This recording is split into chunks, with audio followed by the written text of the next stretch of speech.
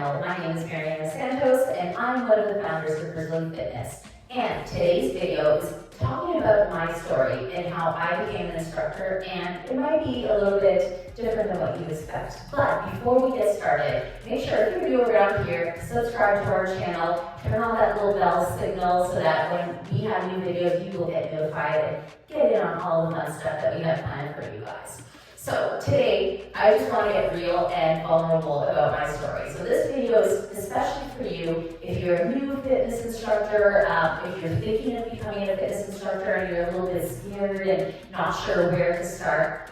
I just wanted to give you guys some reassurance that nothing happens overnight, and sometimes that fitness instructor that you admire or that you've been following for a long time that makes it look so easy, I can assure you that it wasn't as easy as you expected it to be. So I'm going to tell you a little bit about my story, and hopefully this will inspire you to chase your dreams if teaching fitness is one of your dreams. So I'm going to start way back when I was a teenager, so I've been teaching for almost 20 years now. But I moved to Brazil when I was 14, so this is how Brazily Fitness came to be. This is really based on how I was able to break out of my shell when I moved to Brazil. So my dad got a job in São Paulo, Brazil when I was 14.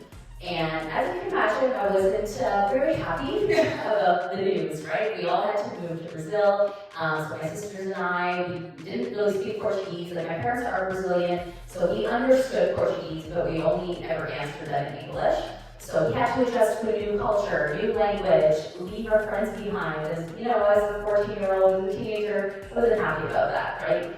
And not only that, I was that kid who hated gym class, right? I was, the last person chosen for teams, and, to this day, I don't play sports. So it was very hard for me to even at the time, imagine that there were different ways that I could be active and work on my health that didn't include, throwing balls and stuff. So it was really challenging for me. So I was very, very shy, very self-conscious. I was a little bit overweight at the time, and I just didn't feel comfortable in my own skin. So imagine, I was pushed into a culture where, wellness and fitness are very much ingrained in the culture. It's much more common than, let's say, here in North America, especially at that time, right? And, they're very focused on their appearance and things like that. So, and they wear, much less clothing, right? So it was very challenging for me to adjust to all of that. But I was introduced to fitness when I joined a local gym. I started doing a bunch of Les Mills programs, and I also started doing Brazilian dance, and I fell in love with Brazilian music.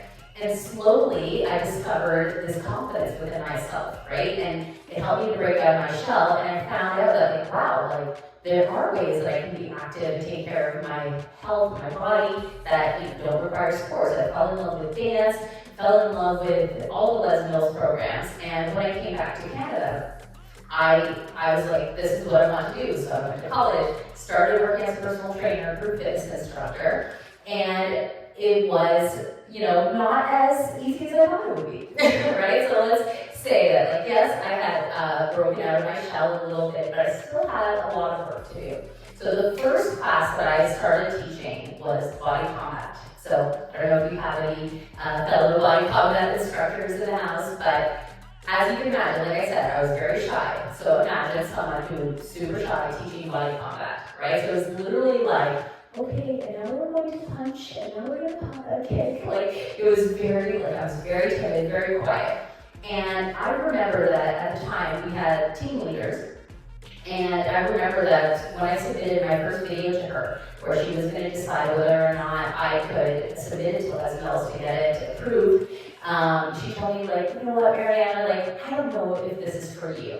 And I will never forget it. It was just I don't know, I don't know if you have what it takes. And I was like, yeah, well, maybe she's right. And of course, I felt, kind of, defeated, right? Because I felt like I was trying my best. I never had a hard time with choreography. Choreography always just came very naturally to me, but I just had a really hard time with letting my voice shine, right? And showing myself as an instructor, and just making sure that I didn't let fear overtake me when I was on stage.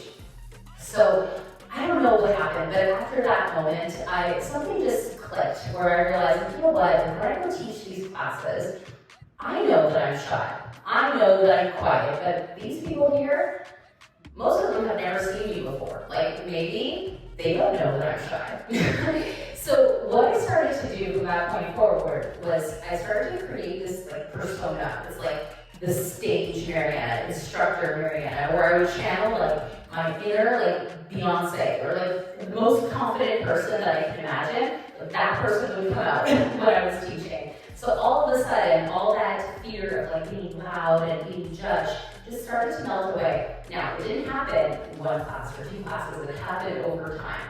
But this is something that really helped me to find my voice as an instructor. And I want you to remember that it didn't happen because I, quit the first time I heard bad feedback, or because like the first video wasn't great and I had to redo it. It was because I kept going and I believed in myself, right? And I just made sure that I took that feedback and used it as fuel to just chase my dream, right? And I think that a lot of times we expect things to be so easy and fast and natural, and we forget that there's beauty in the process, right? So I went on to become the body jam team leader, or the youngest team leader that they ever hired in the company. So I've been able to have full classes, and people, it's funny because when people at the time, I was really young, right? When I started teaching, so I was still in my partying days, and people would run into me in the clubs, and they would expect me to be like the life of the party because of how my classes were.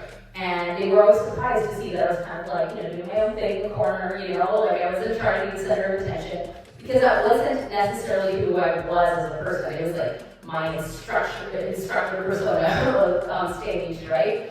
And slowly, like over time, and I'm talking like years, that part of that personality kind of moved into my own personality. So I was able to break out of my shell, like do things like film these videos. Like I'm telling you guys, like in school, I hated public speaking. Like I would, be shaking and so scared, and like these are things that you need in order to chase your dreams. Like I wouldn't be, chasing this dream of Brazily Fitness and trying to transform the world and people's lives with Brazilian music and fitness and lifestyle if I hadn't believed in myself. And remember, I've been doing this for 20 years almost, right? So make sure that if you have a dream to become a fitness instructor, a dance fitness instructor, make sure that you remember your potential, and remember that no one becomes great without first sucking a little bit at first, right? So you have to give yourself the permission to fall down, get back up, keep trying.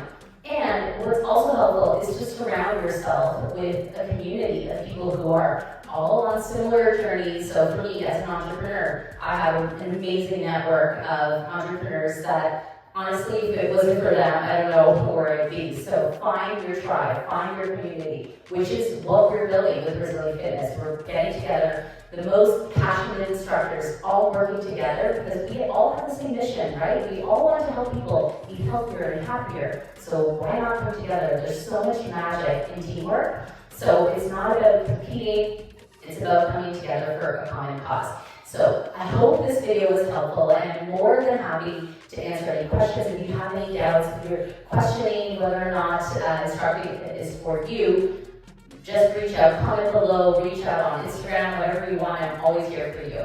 And if you are a new instructor, or if you've been teaching for a while, I have some awesome tips in the description. So great freebie that you can use to get more engagement in your classes and fill your classes and make more money doing it too. And even if you're a gym owner, a dance studio owner, and you're looking for strategies and tips to bring more Gen Zs and millennials into your classes, I have a free guide for that too. So make sure, if you haven't already, subscribe to our channel, follow along and comment, let us know if there's anything that you want to hear about, and we'll see you in the next video.